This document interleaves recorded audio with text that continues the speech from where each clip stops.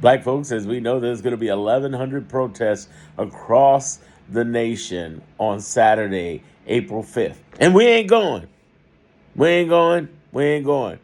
I'm not saying there ain't some black folks that's going to be there, but there's a whole lot of black folks that won't. And the reason we won't is we're sitting this one out. We're going to let them play this out, which is cool. We're going to sit to the side and let them figure it out. They wanted to go on their own with not voting for Kamala or not showing up like they should. And here's a chance for us to just sit back and let them do the work for once. Because for 160 years, we have been the forefront of a civil rights movement. We, us, black folks. So it's totally cool for us to chill out and let them act a fool. It's all right. It's all right. And what I'm saying to all the black folks is chill, chill.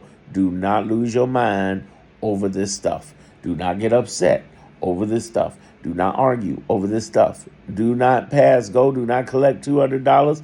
Go right to your own jail. In our own jail, we're going to build our own compounds within us. What are we doing? Well, the first thing I'm telling black folks is, start chopping it up with yourself. For instance, I'm working on an app right now for people to make some money despite the Trump era. That's the stuff I'm going to talk about in the future. But the point is, I want you to understand very clearly, we're working on us. We're working on doing what we're supposed to be doing while they're making sure they're doing what they're supposed to be doing. Because at that election booth, we showed up 85+%. They did not. We learned our lesson. Probably the last big lesson we learned was when we said, you know what, we ain't feeling Hillary Clinton. We ain't voting. Even though I did vote for her, there's a lot of black folks who said, nah, I remember how she treated Obama. We ain't feeling her. She ain't Bill. We ain't like, We made that mistake. The reason we made a mistake is because when Donald Trump got in office, he started cutting affirmative action. That was the beginning of all this attack on DEI and everything else. And so we rolled the dice.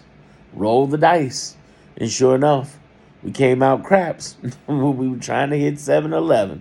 So all of that said, we came back in 2020, 80+% Democratic. Then we came back 85+% in 2024. And we've been telling everybody, don't learn from our mistakes. Not just the recent ones, but the last 160 years. Do not learn from our mistakes. Do not do what we do. Because if you do what we do, you're going to learn what we learned. And unfortunately, we're going to have to learn it with you. Don't do that. We don't need to relearn the lesson. We don't need to bring that beat back. We don't need to get that relearned lesson.